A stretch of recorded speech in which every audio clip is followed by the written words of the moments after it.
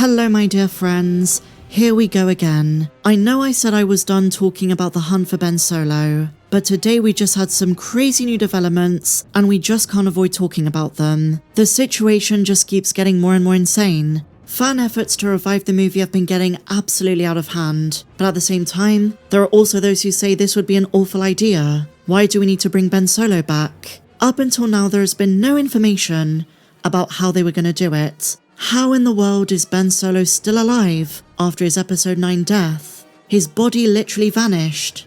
Well, I guess the word hunt implies that someone was going to help him. Was it meant to be Rey, because both characters are a dyad? Either way, my friends, both Steven Soderbergh and Adam Driver have said the way Ben was meant to return was both clever and coherent.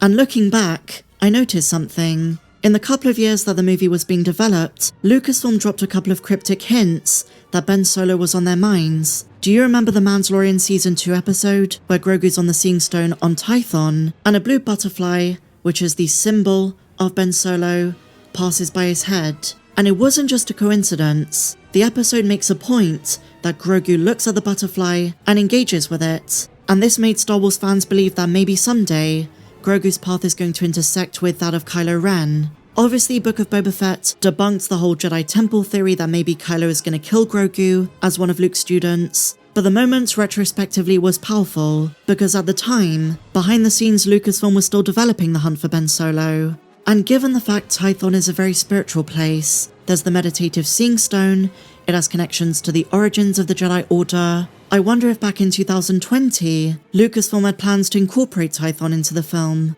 I wonder if that was the connection, because the Mando episode takes place when Ben is still a child, chilling with his parents, the New Republic is still around, spending time with his uncle Luke, with Chewie, but I reckon the butterfly symbolism was very blatant. Now the reason I bring this up is in light of the mystical elements that might have played into Tython, given recent revelations in the Legacy of Vader comics, which I covered a couple of days ago, I wonder if Ben Solo's return might have something to do with the netherworld of the Force, and maybe a helping hand from Jedi past, maybe Luke's Force ghost. In the comic, Ben's uncle Spirit says, while he has no time for Kylo, he'll always be there for Ben. So maybe Mark Hamill knew something about this. Maybe he was contacted. Yeah, exactly. I mean, come on. How much can you do with a Force Ghost? I'd like to see a movie set all in the Force Ghost realm. All in the Force Ghost realm.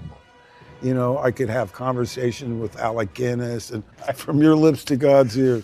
Another theory I have is maybe they would have recycled some concepts from Colin Trevorrow's Duel of the Fates, the original, scrapped episode 9. At the end of that version, we were so close to seeing a live-action version of Mortis. And so, in one of the scripts, when Rey gets there, the Force shows her a vision. It's a flashback to the truth of how her parents died. It was Kylo Ren who struck them down. The reason? Snoke had false premonition that Rey would grow up to be a threat to him.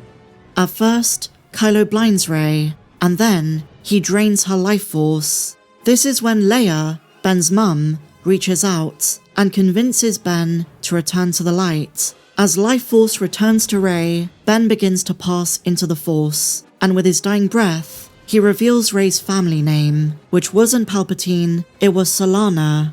So then, Ben Solo dies, and Rey is offered a choice. She felt her life force escape from her, but as it returns, ghosts of Yoda, Anakin, and Luke offer her a choice. Move to the cosmic force, or return to the physical realm, the world of the living. So while this situation is very different to the rise of Skywalker and I guess the hunt for Ben Solo, I wonder if when Ben's body disappeared, he was offered that same choice. Probably from Luke's spirit, because at the end of the day, he was his uncle. But in the same vein, it could be Leia's Force ghost, his mother, who also became a Force spirit.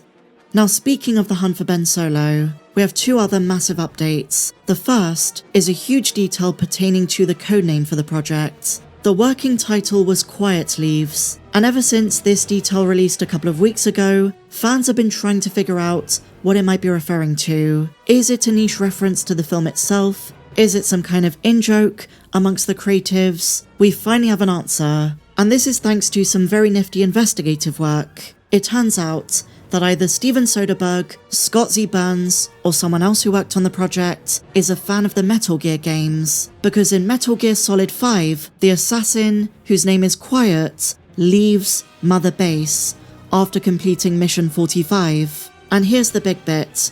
You can prevent her departure using the butterfly emblem before Mission 41. Remember what I just said about butterflies and Ben Solo.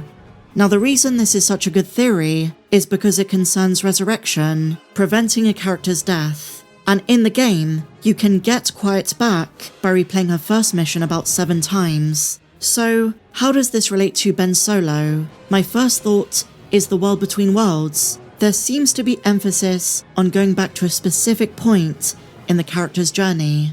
So, at some point in Kylo's past, the timeline might have diverged. Maybe somehow they have to go back to the point at which Kylo turned to the dark. Now I do just want to clarify, the world between worlds is not a place you can resurrect the dead. It's not a time machine. It's more like a Force nexus outside of time, where all moments are connected through the Force. You can hear the voices of Force users from all eras, and even in Star Wars Rebels, we hear Rey and Kylo.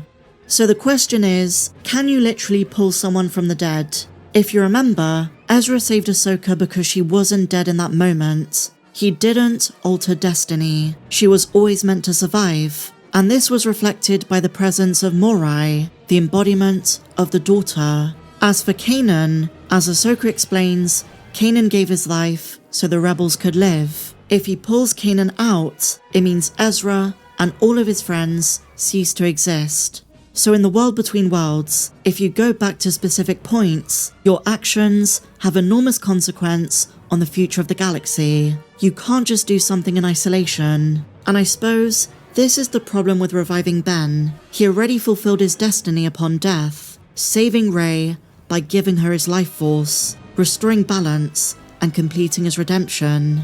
Even if it sounds coherent, undoing any of that kind of ruins episode 9. So my guess is if they were going to go about this, they would have leaned into the dyad aspect, some kind of loophole in the cosmic force, something which Rey has to do.